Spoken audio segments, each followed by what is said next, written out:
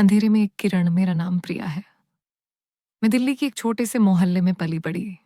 मेरे पिता एक साधारण दुकानदार थे और मेरी माँ घर संभालती थी। मैं भी पढ़ी लिखी, सुशील और सीधी सादी लड़की थी। मेरी खूबसूरती की अक्सर तारीफ होती थी। लंबी कदकाठी, सांवला रंग और गहरी आंखें। मेरी शादी रवि से हुई, जो एक अच्छे परिवार से था और सॉफ्टवेयर इंजीनियर था। ससुराल में सब ठीक था।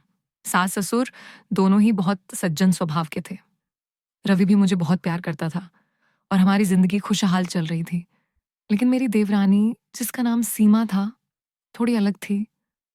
सीमा दिखने में बहुत खूबसूरत थी, मुझसे भी ज्यादा। लेकिन उसका स्वभाव थोड़ा ईर्ष्यालु था। वह हमेशा मुझे नीचा दिखाने की कोशिश करती थी। जब भी घर में मेहमान आते, वो मुझे रसोई में भेज देती या कोई ऐसा काम बता देती जिससे मैं लोगों के सामने ना आ पाऊं।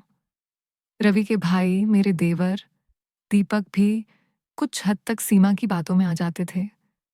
शुरुआत में मैंने इन बातों पर ज्यादा ध्यान नहीं दिया।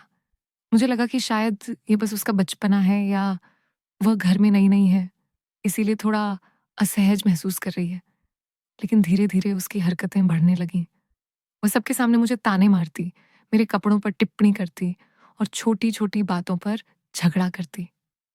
एक दिन मैं मंदिर जा रही थी। मैंने एक खूबसूरत गुलाबी रंग की साड़ी पहनी थी। जैसे ही मैं घर से निकली, सीमा ने आवाज दी, दीदी, इतनी चमक धमक वाली साड़ी क्यों पहनी है? क्या मंदिर में लोगों का ध्यान खींचना है? मैं थोड़ी झिझकी, लेकिन मैंने उसे नजरअंदाज कर दिया। एक और घटना याद आती है। एक रात रवि और मैं कमरे में थे। तभी सीमा ने दरवाजा खटखटाया और कहा, दीदी, मेरी साड़ी में प्रेस करनी है, क्या आप कर देंगी? रात के 11 बजे वह मुझसे प्रेस करवाने आई थी। मैंने रवि से कहा, सीमा को अभी क्यों चाहिए? रवि ने कहा, शायद सुबह के लिए जरूरी होगी। मैंने मन मारकर प्रेस कर दी। धीरे धीरे सीमा की बातें इतनी ज्यादा बढ़ गईं कि मुझे घबराहट होने लगी। मैं रवि से बात करना चाहती थी, लेकिन मुझे डर था कि वह मेरी बातों पर विश्वास नहीं करेगा या फिर उसे लगेगा कि मैं सीमा के बारे में गलत सोच रही हूँ। एक दिन जब मैं छत पर कपड़े सुखा रही थी, सीमा अचानक मेरे पास आई और उसने जानबूझकर एक बाल्टी गिरा दी, जिससे सारा पानी मेरे ऊपर गिर गया। ओह सॉरी दीदी, मेरा ध्यान नहीं था, उसने कहा, लेकिन उसकी आंखों में एक अजीब सी चमक थी। उस दिन मेरे सब्र का बांध टूट गया। मैंने तय किया कि अब मैं रवि को सब बताऊंगी। जब मैंने रवि को सीमा की सारी हरकतें बताई, तो वह पहले तो हैरान रह गया। मुझे नहीं लगता कि सीमा ऐसा कुछ जानबूझकर कर रही होगी, उसने कहा। उसे तो मैं बहुत सीधा समझता था। मुझे गुस्सा आया। क्या तुम्हें लगता है मैं झूठ बोल रही हूं? तुम्हें क्या लगता है मैं क्यों ऐसा करूंगी? रवि थोड़ा परेशान हो गया। ठीक है, मैं खुद देखता हूं, उसने कहा।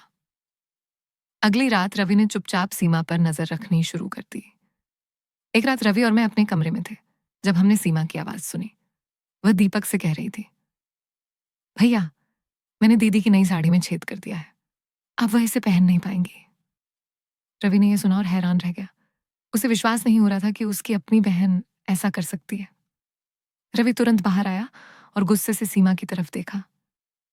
सीमा, तुम ये सब क्यों कर रही हो? उसने पूछा।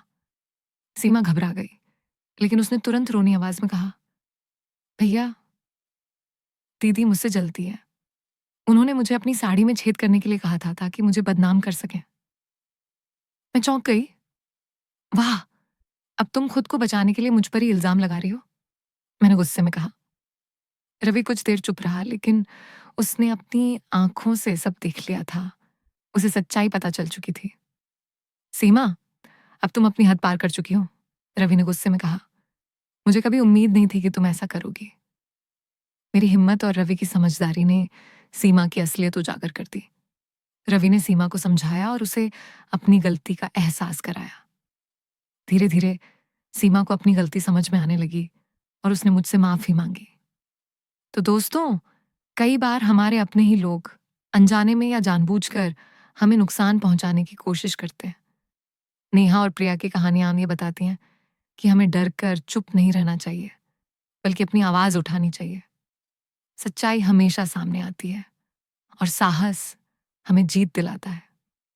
ये कहानी थी एक ऐसी बहू की जिसने अपने ही घर में संघर्ष किया, लेकिन अंत में अपनी गरिमा और सम्मान के लिए जीत हासिल की। आपको ये कहानी कैसी लगी?